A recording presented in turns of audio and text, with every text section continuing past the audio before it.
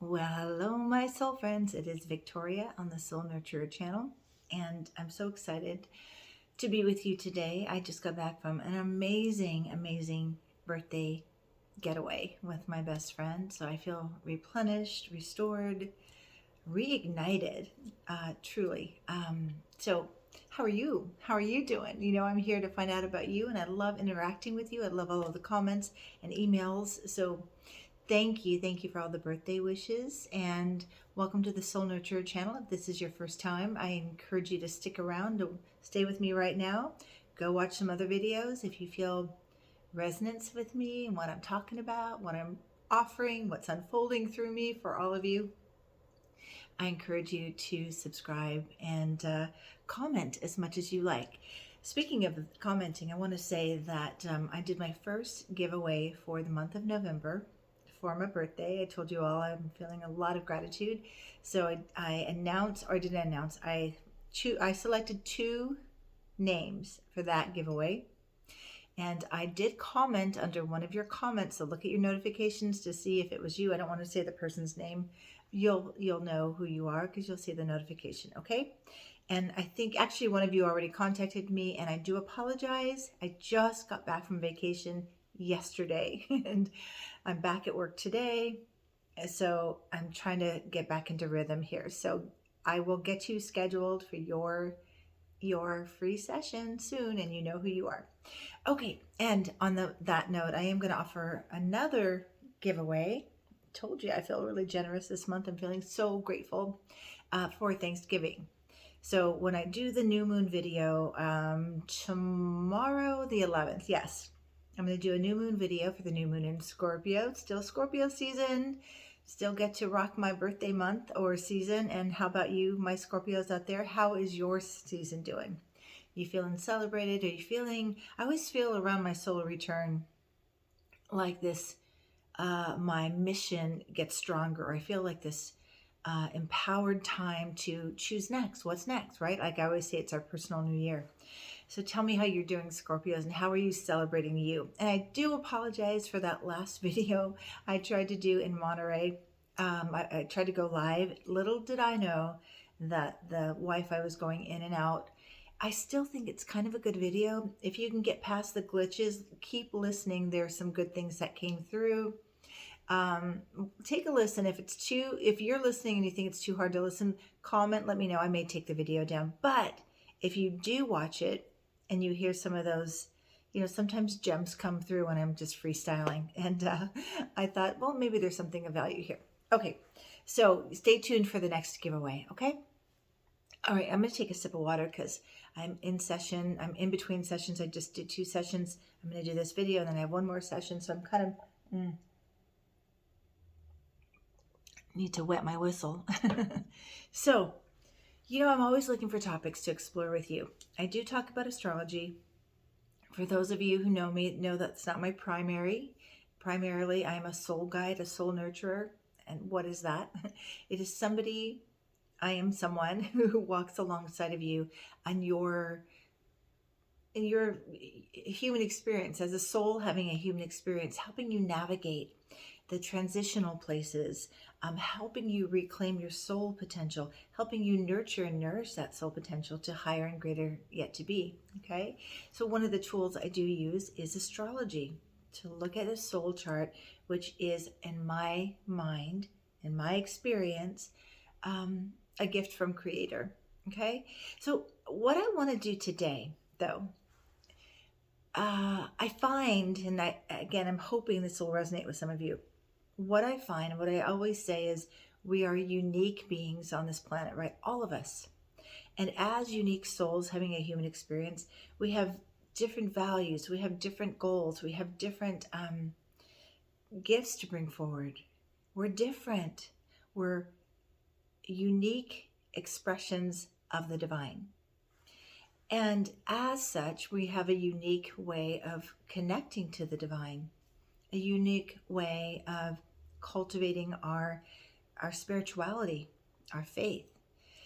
So I'm sure I'm not alone. And I thought this is probably going to be one of the most vulnerable videos I've ever done, because I have always been a really good chameleon. And I'm not a dishonest chameleon, one who resonates deeply with many different religions, with many different ways of being.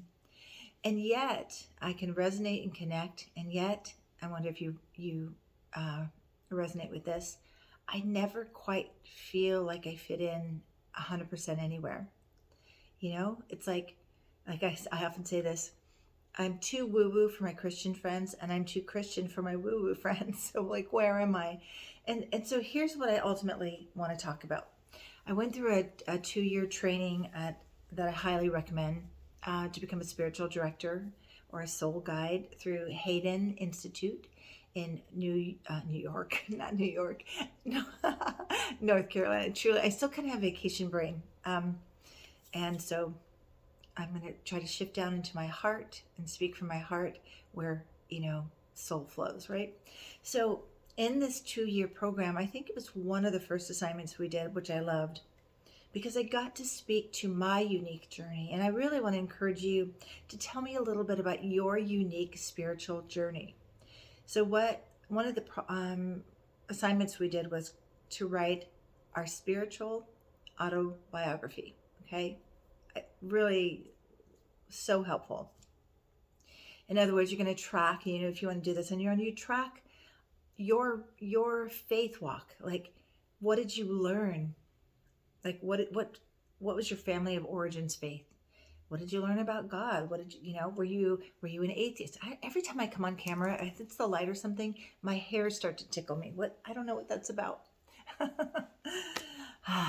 I swear, this is me. I'm kind of a fidgety person, but I notice most of my videos, I'm grabbing at my hair, trying to get hair off my face, grabbing at my face.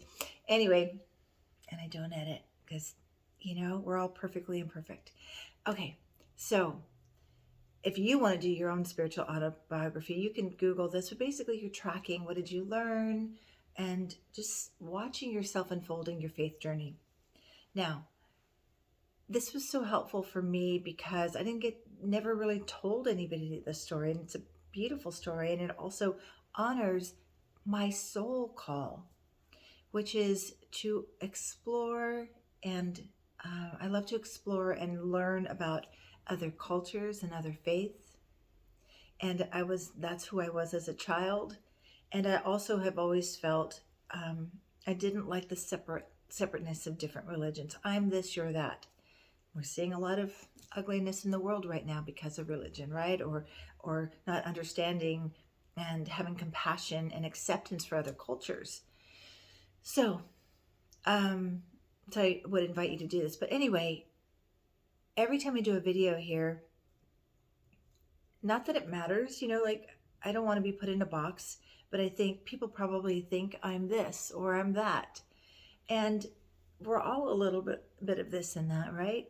If I have to put myself in a box, I say I'm a progressive Christian or I'm trans-denominational. I can transcend and include many different faiths, and I think they all have value. And here's ultimately what I believe.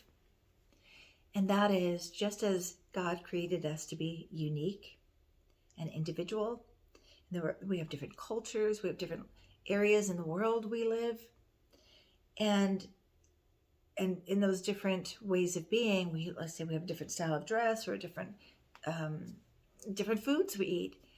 Well, to me, a religion is the different way we communicate to Creator. There's not one, in my opinion, in my exploration, not one religion that is the correct religion. It's your preference for how you communicate to Creator, okay? I have a sense I'm going to get some pushback on this, but I don't care. I just turned another age older. When you get older, you start to be like, not that I don't care. I want to hear from you. That's probably not the right thing to say, that I don't care. I do care. I just have spent so much time exploring that I'm getting clearer where I am, and I'm accepting that, right? I was talking to my husband about this last night. I was saying,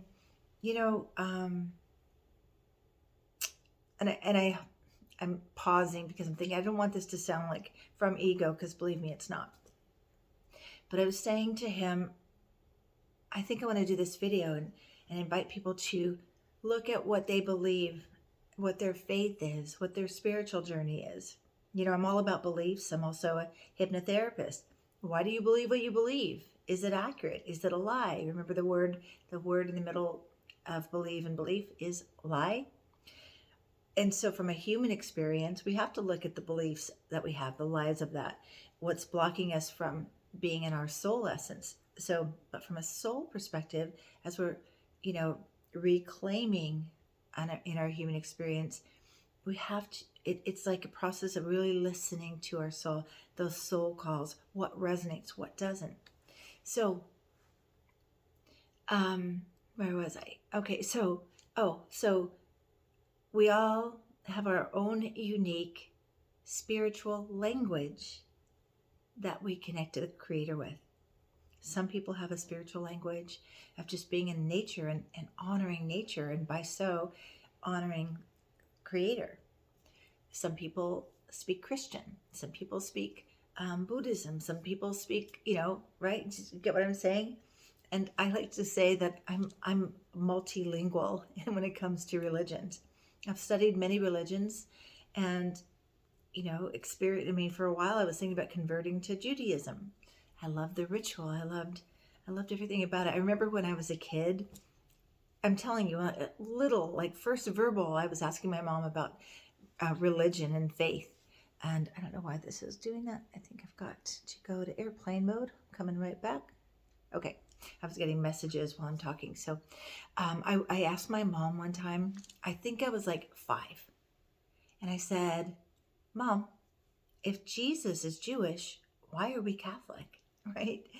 And I still wonder that, I understand how religions, are formed and how all this, separation and creating new religions and faiths. And I honor whatever path you're on. If it resonates with you, if it helps you have conversation with Creator, helps you feel supported and loved and guided, and all the things that your faith offers you, I honor that. And again, so I want to tell you a little bit about my spiritual journey, right? So I was born into a Catholic family, but when I was born, my mom, there was so much chaos going on. My mom when I was pregnant, my dad left, right? So my mom had 3 children, 1 on the way, me. And when I was born, I think by the time I was born, I'm the baby by many years, and my mom was burnt out. She was, single mom, having a hard time, and basically she was just in survival mode, right? When my siblings were younger and my parents were together, they, from what I remember them telling me, went to church together. I'm not sure if my dad did, but my mom did. And so, and they were, First Holy Communion, they went through all the Catholic process.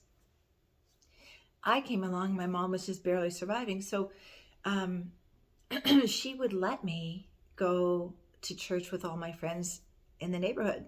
I remember going to a Mormon church, a Baptist church. I had a Jewish friend. I was allowed to go and go and experience different faiths.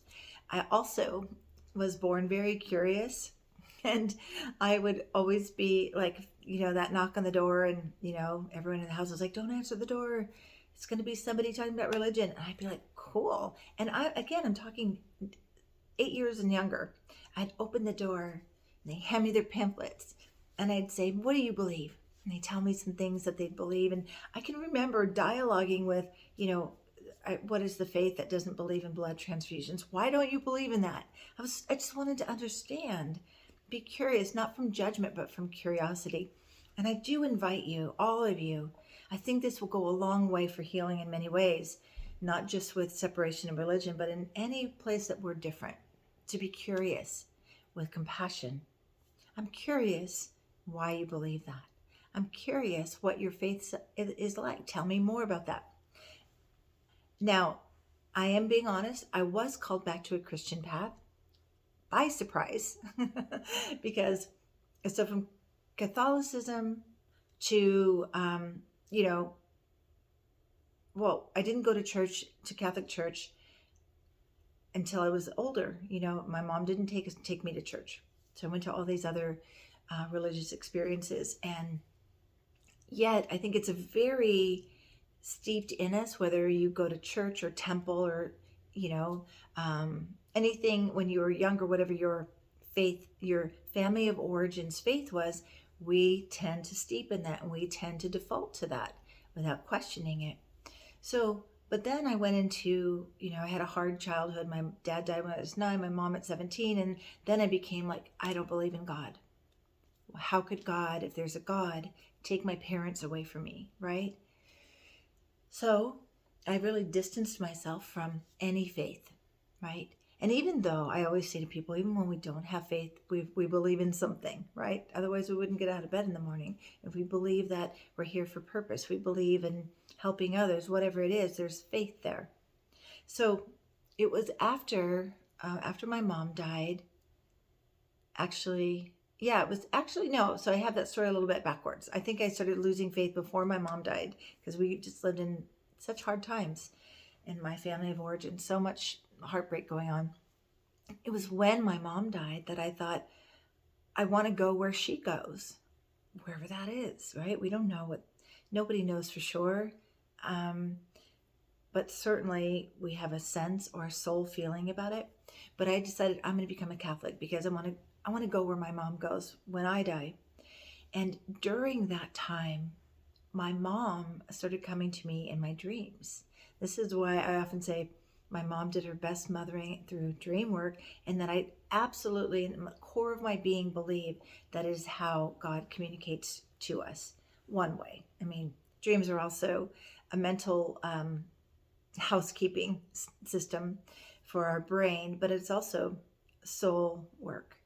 And in one of the dreams, now I'm not going to tell you how old I am, but it was way back before anybody was talking about afterlife experiences, after death experiences. I mean, my mom came to me in a dream and she explained the whole thing to me. I remember telling her in the dream, remember I was 17, like, I don't want to be here anymore, Mom. I want to be with you. I want to go with you. And she said in the dream, something we often hear when people come back from near-death experiences, she said, it's not your time. It's not your time. You're meant to be here for a reason. And then I said, but I'm afraid to die alone. And then in this dream, she offered me this guidance that I say it's the best guidance I've ever received in my life. She explained what her death experience was like. I mean, it was a dream. I think it was real. It felt very real, and it has served me well. And I said, what is it like? And she said, there is this tunnel of light. And she said, keep focus on the light. And in the dream, I said, Mom, are there evil spirits there, though? Remember, I'm 17. Is there evil spirits? And she said, yes. They will try to distract you. Stay focused on the light, and you'll go straight to the light, and all will be well. Now, that little bit of wisdom in that dream, real or imagined, has served me well. Like when there's negativity around me or negative people or evil, I focus on the light so that energy cannot take me, cannot override me, cannot distract me from my soul goal.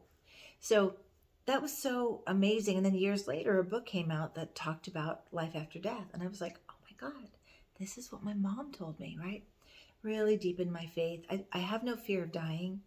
I have fear of not fully living, right? That's something I work with more. I want to fully show up. I want to fully contribute what God put in my soul to offer. Anybody else feel that way? I don't think it's a fear of death most of us have. We have a fear of not being who we're meant to be. So I don't know what that sound is. Sorry. Some weird sound. I'm in my office that I see clients in person 1 day a week now. So what do you believe? And have you ever just sat and asked, why do I believe what I believe? And have you been open for guidance beyond what you know? I want to make a distinction. That's really, really important. What I have found. There's two types of following or letting your spirituality unfold. You do it from a place of fear, which can be bound in hand-me-down beliefs that you've never questioned. Why do you believe what you believe?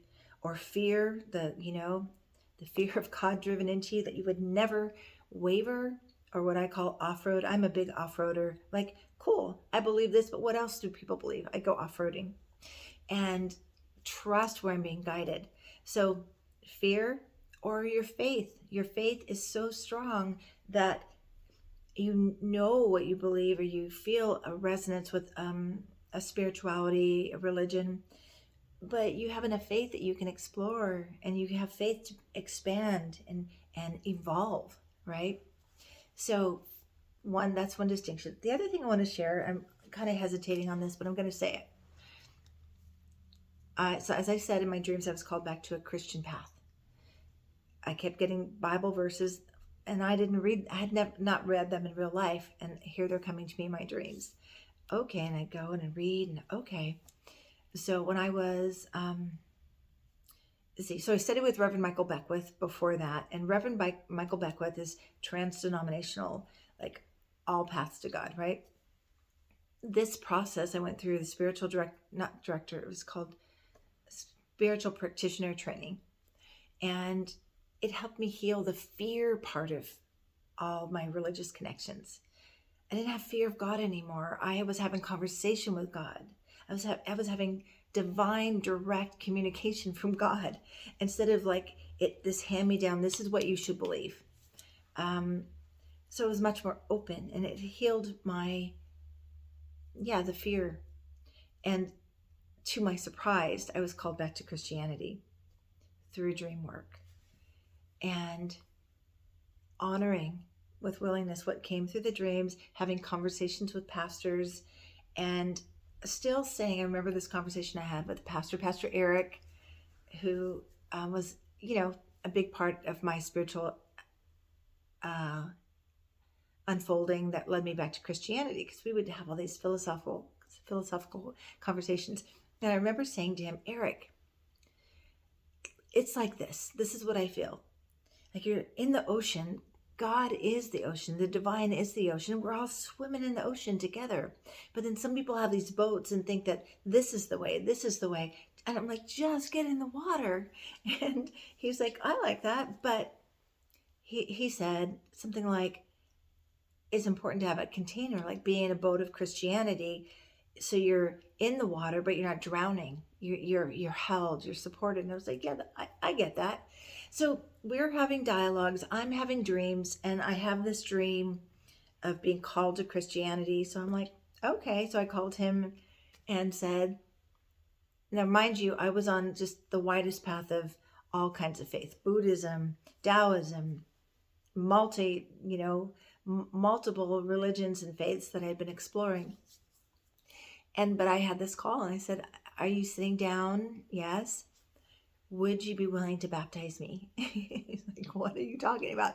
I need to be baptized. Of course, as a Catholic, I was baptized as a kid, but as an adult, I wanted to make this choice. And so I was baptized in our local river, and it was amazing. Lots of things happened from there. I don't think I'm going to share this too personal, but some spiritual gifting came to me that I was astonished by. And yet, I didn't want to be in a box of Christianity. I didn't want to be in a box of separation. And this is the thing I was holding back, I'm going to share. While I was on my exploration, and I'm still in an exploratory, I'm not there. For me, there's no there when you're following God. You follow and you evolve and you develop and you cultivate, and honor all other paths, right? So around this time, I just want to say this to my Christian friends who were taught, and I understand why, to give the message of Jesus all the time to everyone. And here's why I want to say, be cautious and aware of what you're doing. Because during the time, because I believe God is always working with people and talking to people, and it may not always be Christianity God's calling us to, and I'm sorry if that offends anyone. But what happened to me was, around the time when I was deepening my connection, God was working with me through my dreams. I would have a number of people that would come up to me and say, "Where are you with Jesus?" And it would always feel off-putting to me. But then one day, I had this instant image that God gave me, and I believe it was from God. I know these people meant well and they were trying to help me, but here's what I saw, and this is what I want to offer you. I saw myself walking with, an image of Jesus. I'm walking and having a great conversation, having a great connection. And then a person comes up and pushes Jesus out of the way and says, "Where are you with God? Where are you with Jesus?" And I was like, whoa. I wonder if they even are aware that that's what they may be doing. If somebody's having a quiet conversation or God's working with them in a deep way, and then a person barges in with their opinion of what it should look like. I don't know. I don't know if that helps, and I hope it doesn't offend, but I offer it if it helps. What's the point of that?